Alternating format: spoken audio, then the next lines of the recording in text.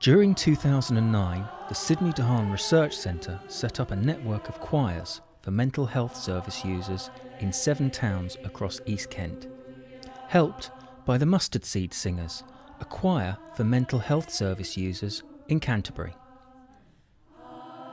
In June 2010, the choirs in the network came together for a performance at the Granville Theater, Ramsgate.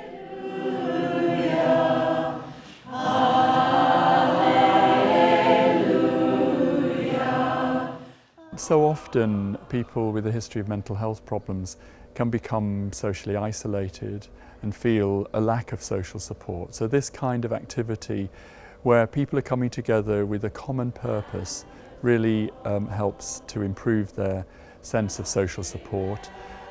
It's very emotionally supportive and emotionally uplifting as well to sing, and we have a happy time together and people benefit from that. I think it's the motivational factor that's the paramount thing here.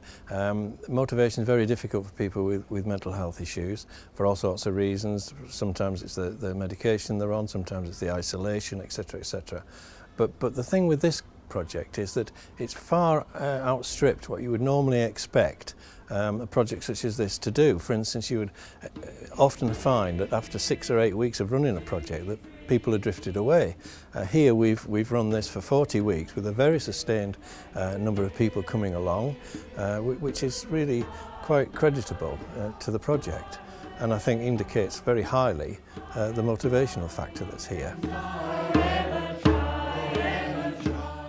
My experience is that if people with mental health problems, enduring mental health problems, have something to work towards each week, they work towards that, but that often becomes their reason for living. The benefit of being together in a group, which for people with mental health problems who are usually very isolated, is tremendous. And it's fun.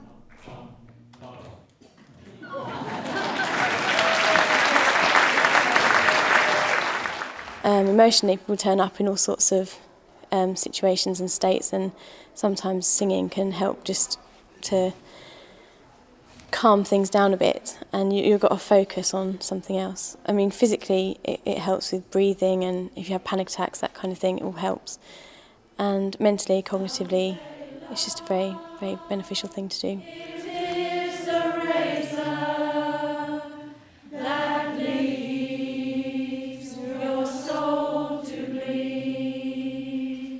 All of the evidence that we've gathered shows very, very clearly how strong the benefits are.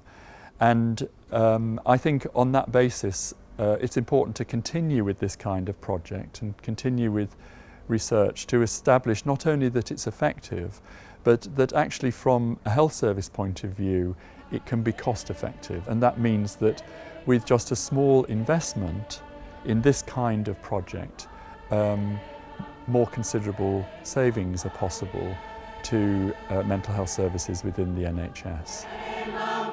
Some of the research that's being carried out with the choirs across East Kent have been using tools to actually measure how people feel after they sing as opposed to how they were before they sing, how they felt across time as well. So how being involved in a choir for several weeks or months is impacting on their improved well-being and mental health recovery and confidence and all the things that go with being involved in these choirs.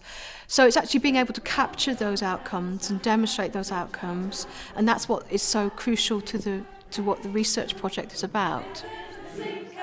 Singing is one of the very few things that brings a whole group of people together for one common goal. Everyone's working towards the same thing, working together. People are listening to each other and responding to each other, and it just gets a really good sense of achievement for everybody, I think.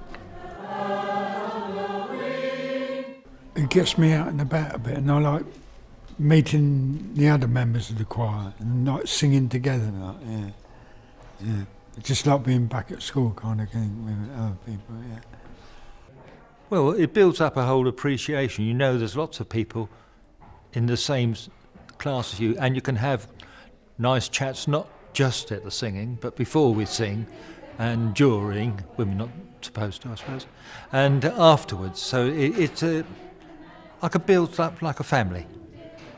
Well, it enables people who would otherwise, who are usually quite lonely people, to get together in a group to work on a song or series of songs and produce something of quality, and which improves their confidence and sense of well-being in creating a beautiful sound. It's working towards people being healthy rather than rescuing them once they become ill. It's allowing these people who struggle to be part of our community to be normal. And that surely is what we should be about. It should be about prevention, not about cure. It's just life-changing. I've seen some people's lives drastically change from being involved in the choirs, especially people who've had long-term mental illnesses. Being involved in these choirs has been amazing, the actual results that we've seen so far. It brings people together, and people are focused on doing something that has got such a lovely thing at the end of it. It produces something so beautiful. It can't help but make you feel good, I don't think.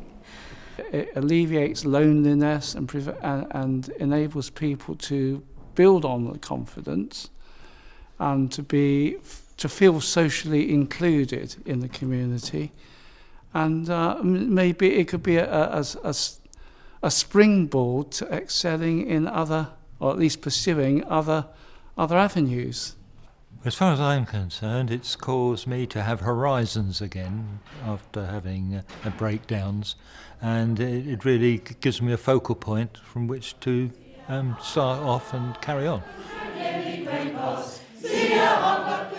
The Sydney de Haan Research Centre for Arts and Health is committed to continuing to work in partnership with health professionals, voluntary organisations, charities and service users to promote the idea that group singing is good for mental health. So many people I've spoken to say, I can't sing. And it's just such a classic that they've been told at childhood or at school or something. And I would just like to challenge that belief, because actually most, or probably all people can sing more or less tunefully. And it's just an equal playing field. And just give it a go. It does help you. It helps you a lot. I wouldn't know what to do without it now, after I've been for a couple of years.